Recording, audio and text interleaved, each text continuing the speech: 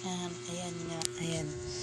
Galing lang kami ng school, maglilinis ako ng mga kalat ng mga estudyante ko. Tapos yung isa kong anak, may immersion.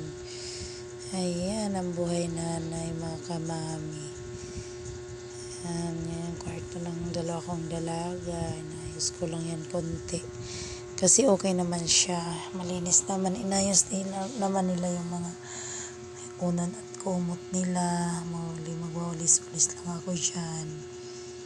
Tapos, puntang kusina na maglilinis, mga hugasan. Ayan, magbit sa mga kalat. Kagaling ko lang sa school. Ayan yung bahay namin. Ayan. Kalipit lang namin sa bahay namin. Ayan na nga, maghuhugas na ako. Kasi may pupuntahan pa ako. Pupunta ako ngayon sa